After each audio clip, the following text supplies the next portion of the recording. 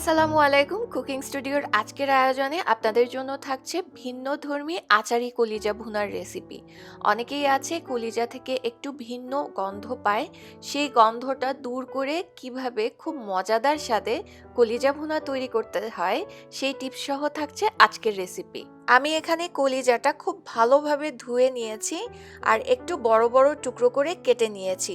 অনেকেই রান্না করলে কলিজাটা শক্ত হয়ে যায় এবং অনেক সময় দুর্গন্ধ আসে, তাই কলিজাটা কিভাবে প্রসেস করতে হবে সেই পদ্ধতি দেখাচ্ছি।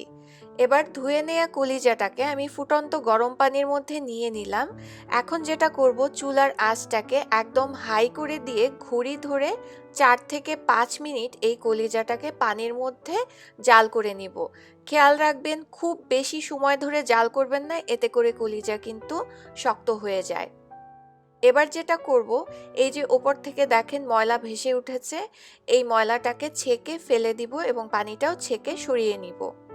এখন দেখেন, এই প্রতিটা কলিজা একটু চেক করে দেখবেন, যদি এরকম ওপর থেকে একটা আবরণের মতো দেখতে পান তাহলে সেটাকে টান দিয়ে সরিয়ে ফেলবেন। এতে করে কলিজাটা অনেক সফট থাকবে, কলিজাটা শক্ত হবে না। এবার কলিজাটা ভালোভাবে ধুয়ে নিয়ে রান্না করতে যেতে হবে। আমি এখানে আধা কাপ পরিমাণ সয়াবিন তেল নিয়েছি, এর মধ্যে আধা চা চামচ পরিমাণ নিয়েছি আস্ত জিরা। এখানে আমি গরম মশলা নিয়েছি।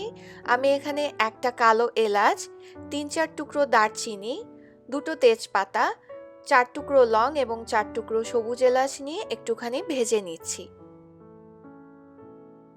এবার দিয়ে দিচ্ছি আমি 1 কাপ পরিমাণ পেঁয়াজ কুচি, পেঁয়াজটাকেও ভেজে নিচ্ছি। আর কলিজা রান্নার ক্ষেত্রে কিন্তু তেল, পেঁয়াজ, মশলা একটু বেশি লাগে। পেঁয়াজটা ভেজে নেওয়ার পরে এর মধ্যে সামান্য একটু পানি দিয়ে 2 টেবিল চামচ আদা বাটা, 1.5 টেবিল চামচ পরিমাণ দিয়ে দিচ্ছি রসুন বাটা। হলুদের গুঁড়া আমি আধা চা চামচ দিয়েছি, মরিচের গুঁড়া আমি 1.5 টেবিল চামচ দিয়েছি। আমি একটু স্পাইসি করছি, তবে আপনারা স্বাদ অনুযায়ী দিবেন। 2 টেবিল চামচ ধনিয়ার গুঁড়া, 1 টেবিল চামচ জিরার গুঁড়া আর স্বাদ অনুযায়ী লবণ দিয়েছি। এখন এই সব কিছুকে একত্রে খুব ভালোভাবে কষিয়ে নিতে হবে। মশলাটা কষিয়ে নেওয়া হয়ে গেছে। এবার যেটা করব, আমি যে কলিজাটা ধুয়ে রেখেছিলাম সেই কলিজাটাকে একদম ছোট টুকরো করে নিয়ে তারপরে নিয়ে নিচ্ছি মশলার মধ্যে। এবার 4 থেকে 5 মিনিটের জন্য মশলার মধ্যেই কলিজাটা কষিয়ে নিব। কষিয়ে নেয়ার পরে এখন আমি যেটা করব, এর মধ্যে দিয়ে দিচ্ছি 2 কাপ পরিমাণ কিউব করে কেটে রাখা আলু, প্রায় 10-12টা রসুন কোয়া। এখন এই আলু আর কলিজাটাকে একত্রে ভালোভাবে প্রায় 4-5 মিনিটের মতো আবারও কষিয়ে নিব। কষিয়ে নেওয়া হয়ে গেছে। এবার এই পর্যায়ে দিয়ে দিচ্ছি আমি আধা কাপ পরিমাণ পানি।